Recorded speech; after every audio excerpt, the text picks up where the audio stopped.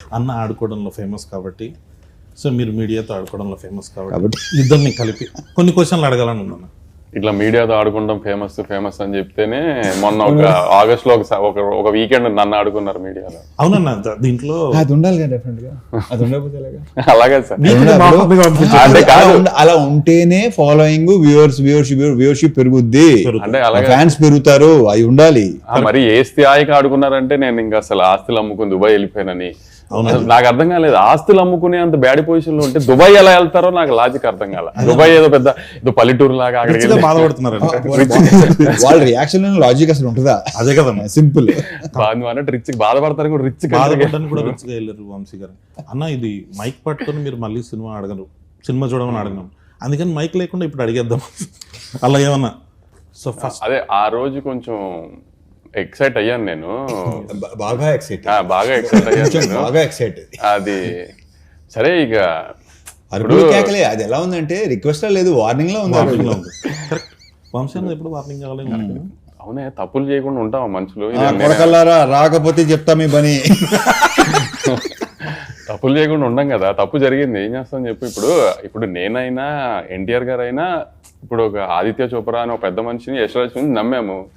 ఇప్పుడు అందరు తప్పులు చేస్తారు కదా, వాళ్ళ సైడ్ తప్పు జరిగింది, మనం దొరికామంటే ఏం చేస్తాం దానికి. ఇప్పుడు నేను తీసిన సినిమా కాదు కదా, మేము ఎలా, కానీ వాళ్ళని నమ్మాము. పెద్ద మనిషి, ఇండియాలోనే బిగ్గెస్ట్ ప్రొడ్యూసర్, ఆయన నమ్మాము. మిస్ఫేర్ అయింది, ఏం చేస్తాం దానికి, వేసుకున్నారు, పడ్డాం అంతే. కానీ అన్న మీరు దొరకాలని చాలా మంది ట్రై చేసినట్టున్నారు, వాళ్ళకి ఖుషి ఇచ్చి లాస్ట్ కి మళ్ళీ సెట్ చేసి ఓన్లే మన సినిమా, మనం తీసిన సినిమా కాకుండా బయట సినిమాతో దొరికాం, హ్యాపీ. ఇంకా అని ఫస్ట్ మాస్ మహారాజ్ అనే టైటిల్ ఇచ్చిన తర్వాత మాస్ అనే టైటిల్ పెట్టుకుంటూ మాస్ జాతర వస్తుంది. టైటిల్ ఐడియా ఎవరిది? బేసిక్ నేనే చెప్పాను. అవునా, నేను అదే ఎక్స్పెక్ట్ చేశాను. ఎందుకో అంటే అప్పుడు మరీ పండగ అనుకున్నాం, అవునండి బాగుంటుంది అనుకున్నాం, కొన్ని కారణాల వల్ల అది తెలిసిందే.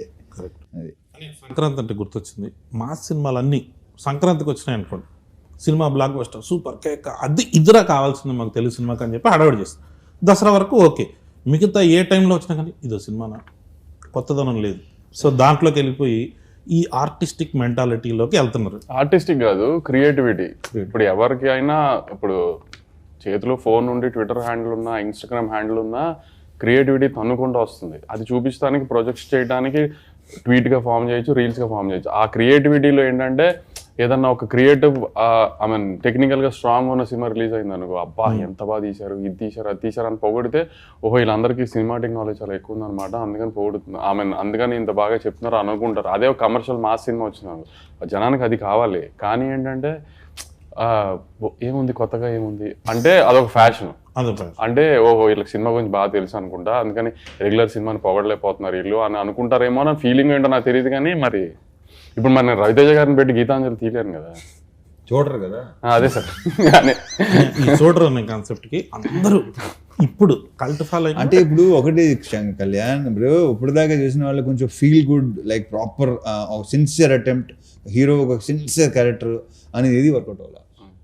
అంటే ఇప్పుడు చిరంజీవి గారు, బాలకృష్ణ గారు, రవితేజ గారు వీళ్ళంతా ప్రాపర్ కమర్షియల్ హీరోస్, వాళ్ళని ఎలా చూడాలనుకుంటున్నారు అలానే చూశారు, అలానే చూస్తానికి ఇష్టపడరు. ఇప్పుడు మన వెంకటేష్ గారి సంక్రాంతికి వస్తున్నాం రిలీజ్ అయింది, పెద్ద హిట్ అయింది. అలా ఇప్పుడు రవితేజ గారు మాస్ చేస్తే చూస్తారు, బాలకృష్ణ గారు మాస్ చేస్తే చూస్తారు, చిరంజీవి గారు మాస్ చేస్తే చూస్తారు. అలానే ఇప్పుడు సడన్ గా నేను రవితేజ గారిని పెట్టి ఏమై చేసేవాళ్ళు గీతాంజలి తీస్తే బాగోదు కదా. మరి ఇప్పుడు అవన్నీ మనం చెప్పామనుకో, వీడికి ఎంత పొగరో, వీడు ఇలా మాట్లాడుతున్నా అంటారు, మళ్ళీ ఏం చెప్పాలి మనం దాంట్లో కూడా దిగుదాం. అవును, కానీ పరిస్థితి అలా వచ్చేస్తుంది, మనం ఏం చేయలేము, చెప్పినా అర్థం చేసుకోరు. అది ఇంపాసిబుల్, వాళ్ళు కావాలి వాళ్ళే తప్ప మనం మంది అని. ఏదైనా కొత్తగా చేయలేదా అంటే అన్నింటిలోకి కొత్తగా చేసి మీరు నా ఆటోగ్రాఫ్ స్వీట్ మెమరీస్ చేశారు, నేను వర్కౌట్ అవ్వలా. మీకు కావాల్సింది ఏంటి, అదే ఇస్తాం మేము, సింపుల్ అంతే. ఇప్పుడు మళ్ళీ అదే చేస్తాడు అంటే అయ్యే చూస్తున్నారు. అంటే అది కూడా ఊరిని చూసేసాం కళ్యాణ్, దాంట్లో కూడా ప్రాపర్ మీటర్ ఉండాలి. లైక్ ఒక కమర్షియల్ సినిమా చాలా తీయడం చాలా కష్టం, ఎందుకంటే చాలా మందికి నీకు ఎందుకంటే ఆ చిన్న రెగ్యులర్ అనేస్తానికి చాలా ఈజీ. ఆ రెగ్యులర్ కమర్షియల్ సినిమా రెగ్యులర్ గా ఉంటుంది కాదనట్లా, కానీ ఆ రెగ్యులర్ సినిమాలో హై మూమెంట్స్ ఉన్నాయా, ఎంగేజింగ్ గా ఉన్నదా అనేది ఇంపార్టెంట్. రెగ్యులర్ గా ఉందా లేదా అనేది ఇప్పుడు ఎప్పుడు చెప్తారు కదా, ప్రపంచంలో 7 కథలే ఉంటాయి, ఏ తిప్పినా ఆ కథలకి అటు ఇటు తిప్పి చేయడమే, కానీ కొత్త కథ ఎవరు రాయలేరు కదా. కానీ అంత ఎంగేజింగ్ గా చెప్పడం ట్రై చేస్తాం కదా, ఎంగేజింగ్ గా ఉందో లేదో ట్రై చూపడానికి మాస్ సినిమా అంటాం, కమర్షియల్ సినిమా అంటాం. కానీ ఈ రెగ్యులర్ అన్న మాట ఫ్యాషన్ అయిపోయింది అందరికి. ఫ్యాషన్ ఎస్ అది చెప్పిన ఆ సంఖ్య కూడా బేసిక్గా ట్విట్టర్లో నాకు ఆ మేధావి సంఖ్య ఒకటి ఉంటుంది వాళ్ళే. అదే సార్, అదే అంటున్నాను సార్. ఆ మీద సంక్రాంతికి వస్తున్న సినిమా ట్విట్టర్ లో ఎవడు బాగుందని చెప్పడం చూడలేదు, చెప్పరుగా. బట్ థియేటర్లకు పరిగెట్టుకుంటూ వచ్చిన ఫ్యామిలీ ఆడియన్స్ అంతే అందరికీ హ్యాపీగా కావాలి చూశారు. Repeats repeat. బ్రహ్మాండ రిపీట్స్ పడినాయి. అంటే ఎంతో కొంత డెఫినెట్గా ఈ ఎఫెక్ట్ ఉంటుంది వంశీ నాకు తెలిసి. ఈ పాండమిక్ లో జరిగిన కొన్ని అవును సార్, OTT. దానికి ఎక్కువ ఇదేంటి అంటే వాళ్ళు ఎప్పుడు చూడలేదు కదా, అప్పుడు చచ్చినట్టు చూసారు అందరూ. సో ఆ కొంతమంది ఉంటారు, ఎక్కువ ఉంటారు వాళ్ళు. ఇప్పుడు థియేటర్ రారు సినిమాలు చూడటానికి, థియేటర్ రారు.